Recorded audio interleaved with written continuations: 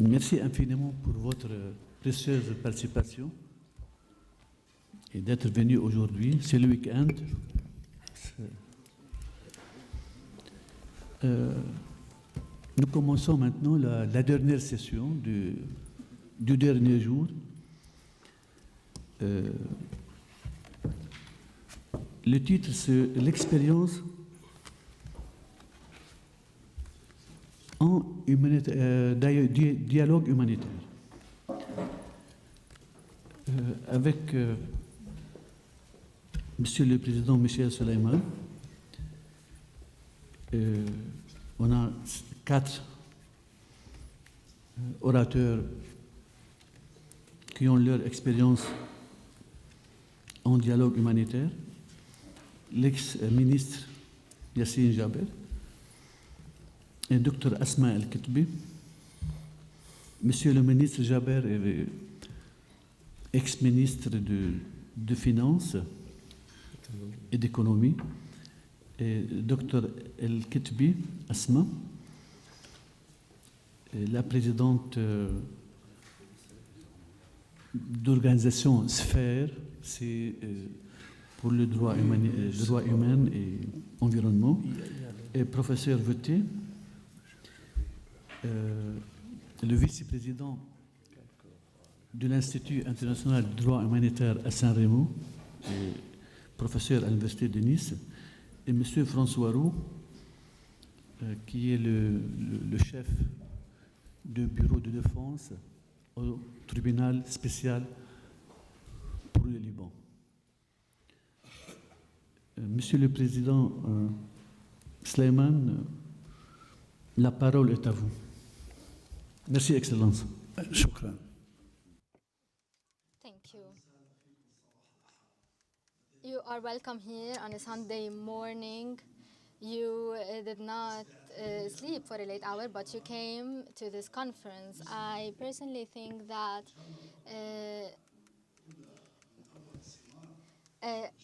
an effective dialogue is very important, and it allows us to sleep late and happily in so many days. You are welcome, and I would like to welcome all the youth among us today. Of course, the Phoenicians sailed from the shores of Lebanon to all around the world, spreading the first letters of the alphabet that they made. And it was the basis of dialogue between nations.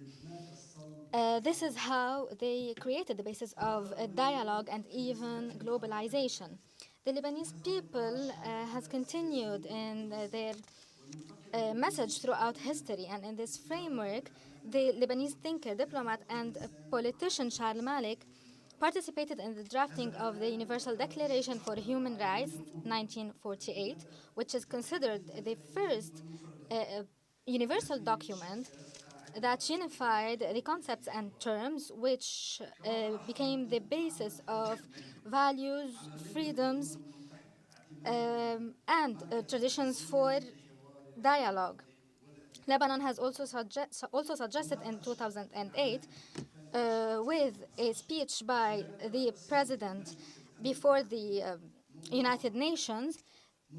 So Lebanon talked about the importance of dialogue between cultures, religions, and civilizations. And when it presided over the Security Council 2010-2011, it has discussed dialogue between cultures for international peace and security and preventive diplomacy, which is very important for dialogue. Ladies and gentlemen, today we hold this conference, which is organized by Brigadier General Dr. Ali Awad, who actually was very supportive of dialogue between 2008 and 2014, along with the President of the Republic. Here we are today in the 4th and final session entitled Experiences in the Humanitarian Dialogue. We are invited to draw conclusions from our experiences in order for the conference organizers to come out with recommendations. What is the concept of dialogue? According to the UNESCO, the dialogue protects sustainable development for human groups and enshrines tolerance and justice. It is not about memorandums of understanding between two parties or bilateral agreements. It is about going deep into beliefs and traditions and searching for facts to reach common grounds.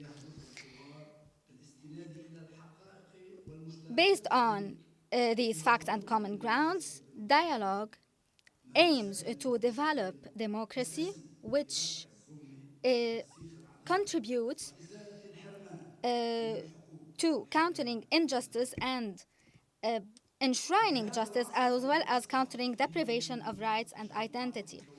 In this era, the big cities have become universal gatherings characterized by globalization. We can't have a single paradigm to preserve diversity within unity. Diversity should not mean that majorities have the right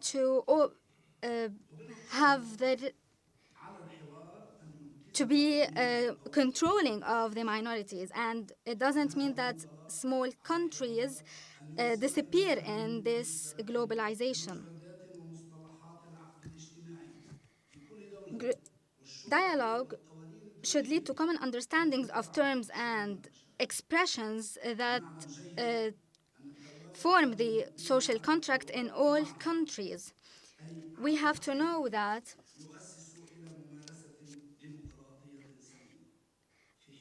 a dialogue and knowledge based on truth lead to a proper democracy,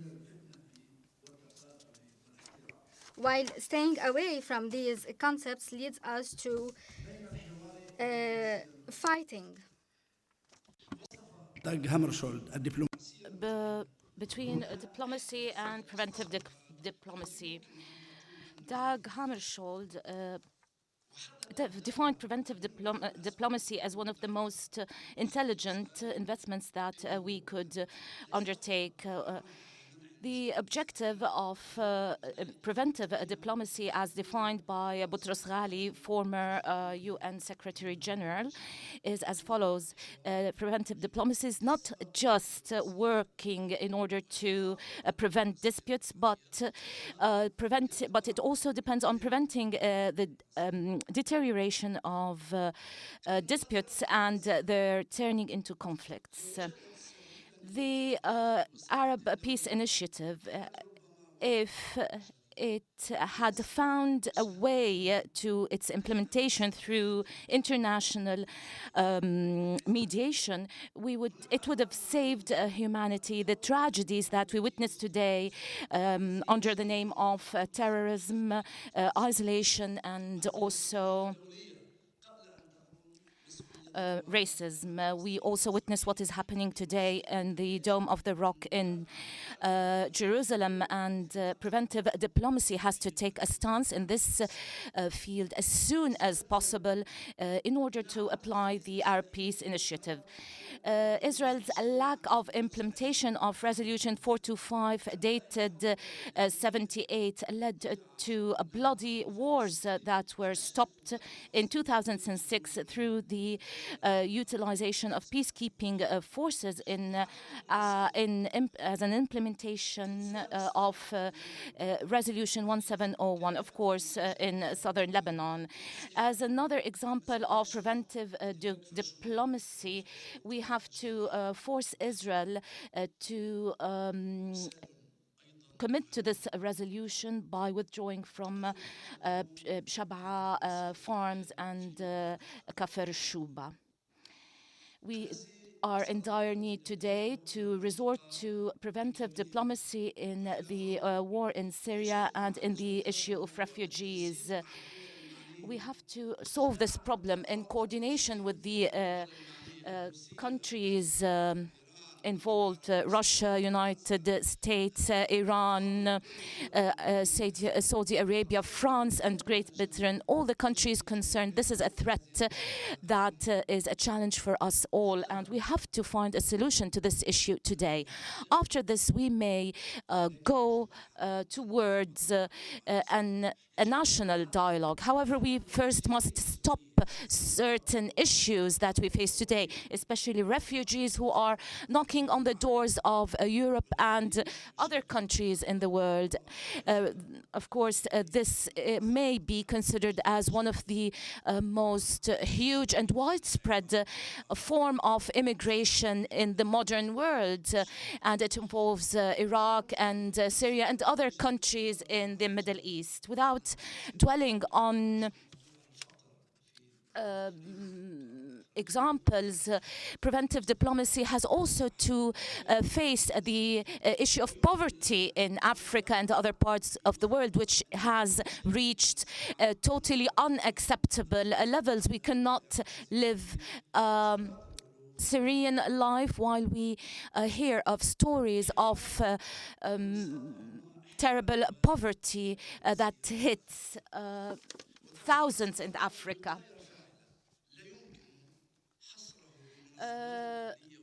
Mediation and dialogue are one of the most useful tools of preventive diplomacy. We have to propagate this culture, and in 2010 Lebanon has called on enhancing the culture of peace, which goes hand in hand with the culture of justice.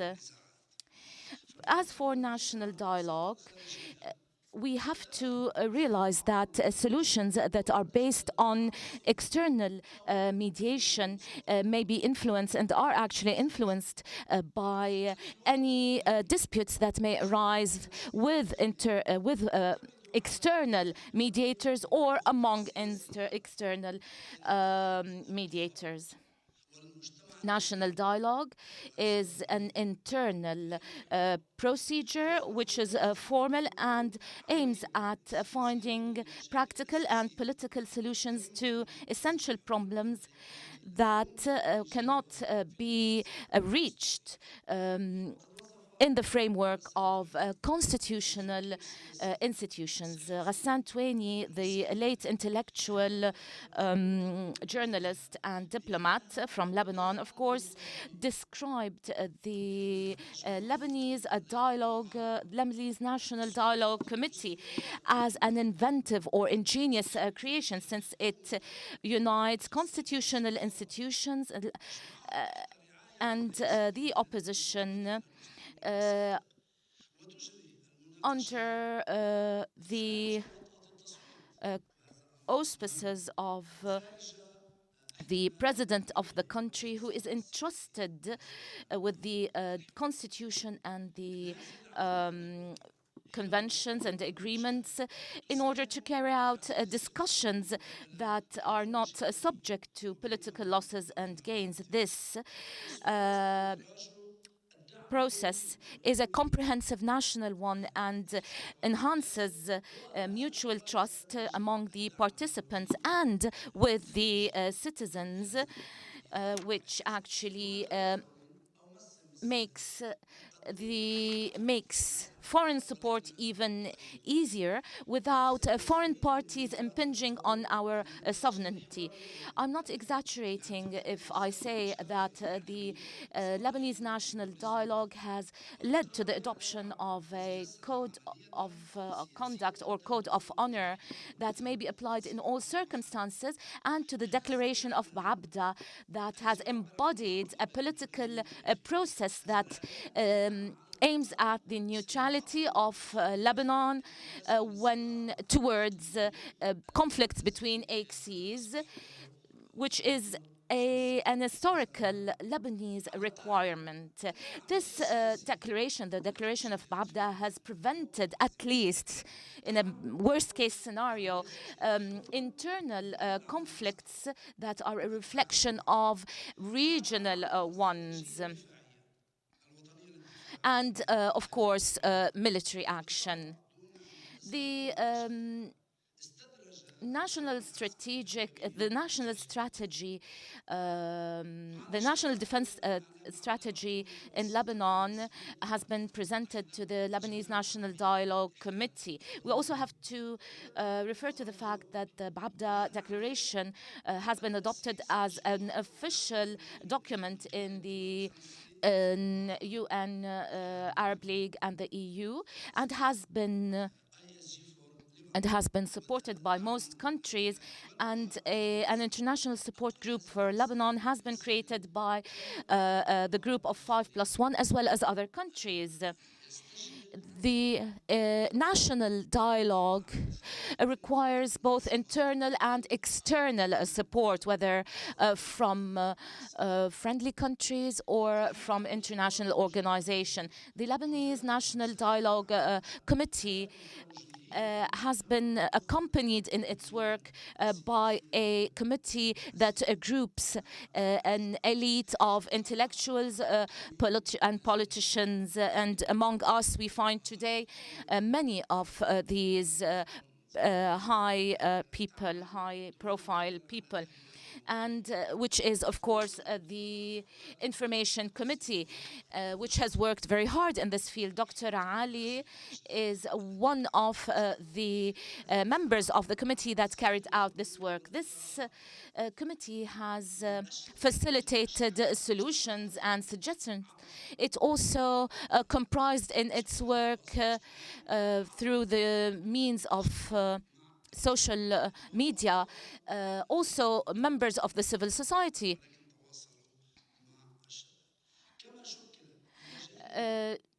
Alongside this National Dialogue Committee, a technical committee has been formed in order to look into the strategic papers presented by the participants in the National Dialogue Committee. This led to the project of a defense strategy, which has not been discussed since today. The process of dialogue, unfortunately, has been halted due to the fact that we do not have a president. Although the president of the parliament has follows up the whole issue. Ladies and gentlemen, one of the most important pillars of dialogue is the media, since it goes hand in hand with dialogue through the role of the analysts and the media people who work as an incubator for dialogue. They also play an essential role in times of crisis, when they play a pivotal role in showing the truth in order to allow the participants in the dialogue to reach effective and sustainable solutions. This is why the Lebanese National Dialogue Committee has adopted a code of honor in the field of information. Yesterday, one of the participants said that dialogue is different from arguments or from disputes. Dialogue is also different from rhetoric. And since if any rhetorical exposition may be a way of presenting things to the people, however, dialogue is simpler and more straight to the heart of the people, and goes straight to the heart of the people. The Code of Honor actually allows for the commitment of each member of the dialogue to be open to the opinions of others. without which, of course, you cannot participate in a true dialogue. We also must not remain fixated to our positions. The principles also mean that divergence of opinion or differences in opinion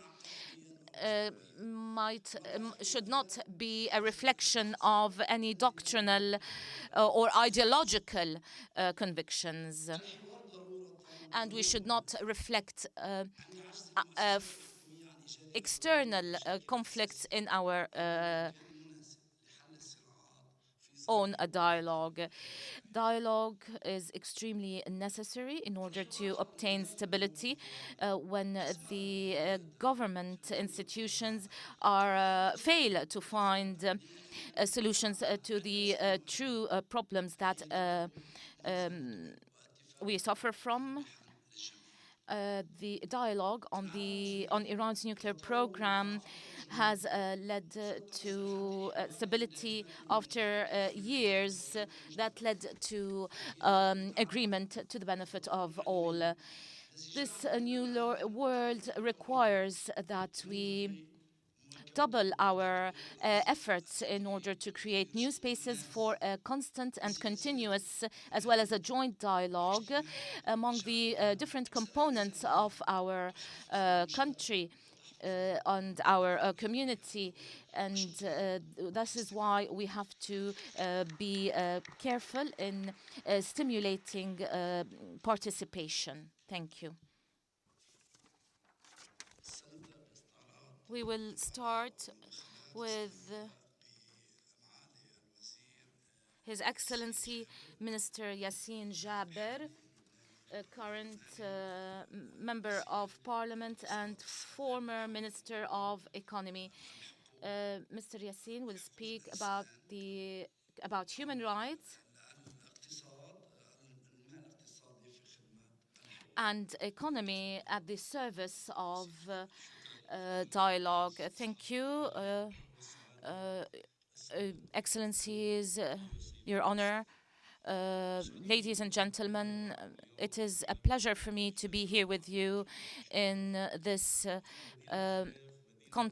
in this venue and in Geneva, which is the city of peace and dialogue. I also wish to thank the organizers of this conference, which is the International Center for Strategic Research and Information, and his president, Dr. Ali Awad, for two reasons. The first, for their choice of the appropriate title, which is dialogue, at a time when our world, and especially the Middle East, is in dire need of such a solution to the issues, crises, conflicts, and tragedies we all live.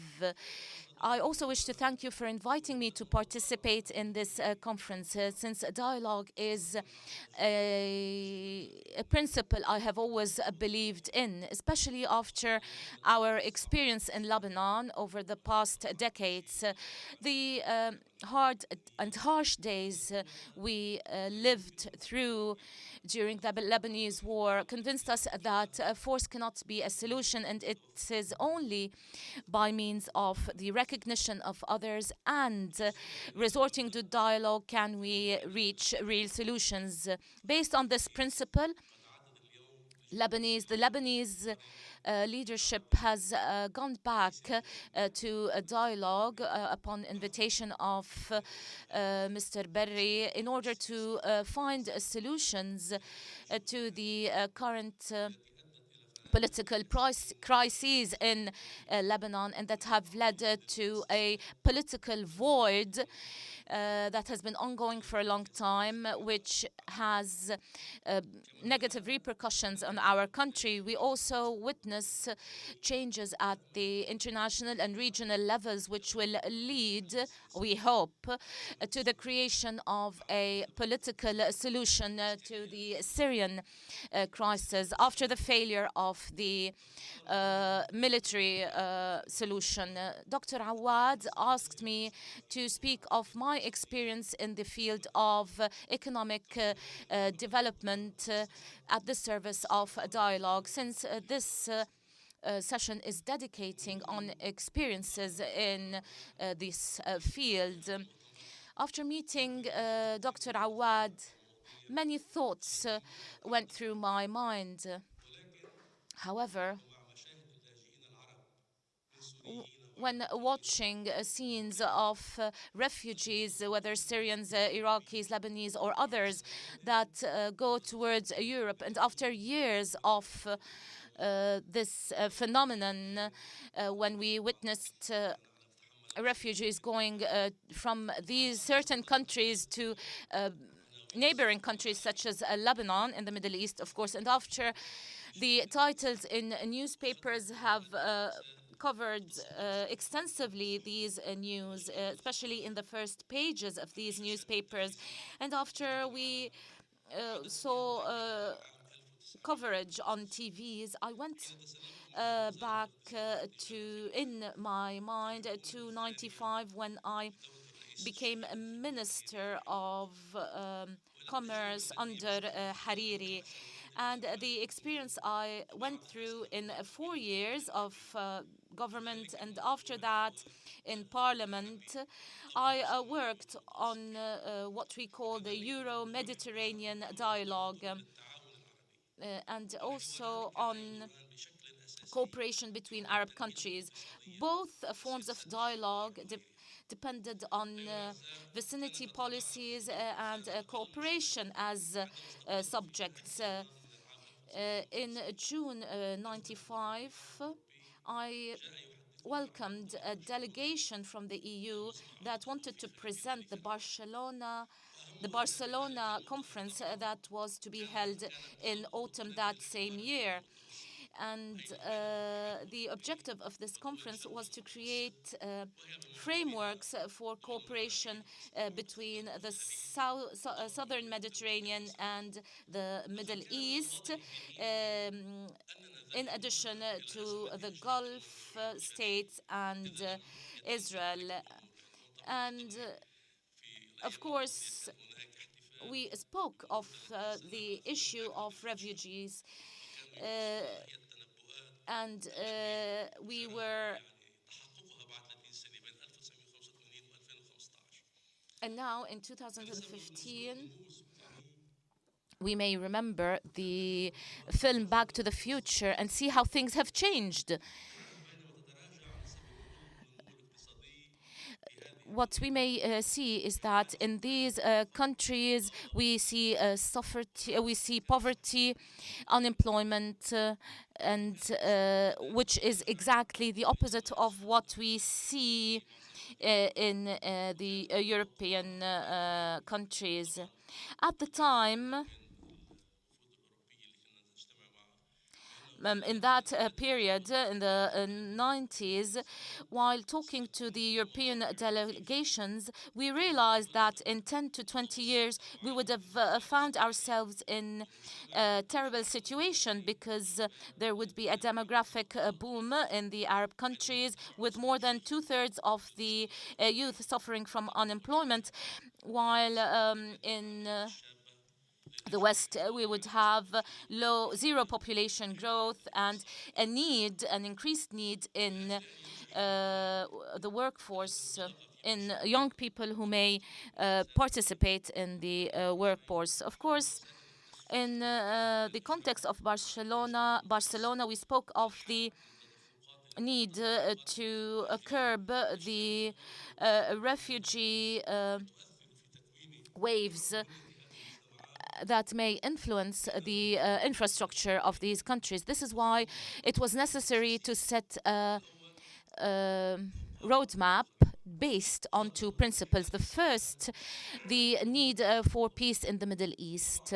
And of course, this meant at the time the success of the Arab-Israeli peace process by giving the Palestinian people its rights, and by creating the state of Palestine, especially considering that the Barcelona conference was preceded by the peace conference in Madrid.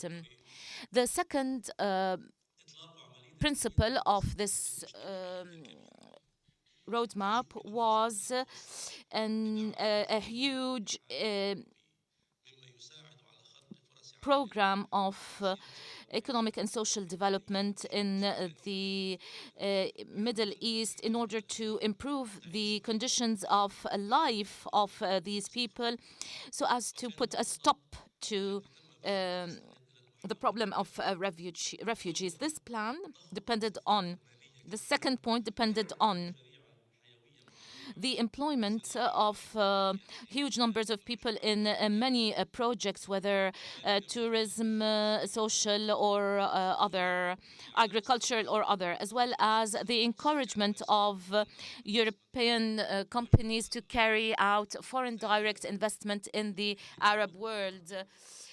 Three, to support education at all levels, and especially vocational training and technology transfer from the West to the East in order to enable the people in the East to enhance their production and exports.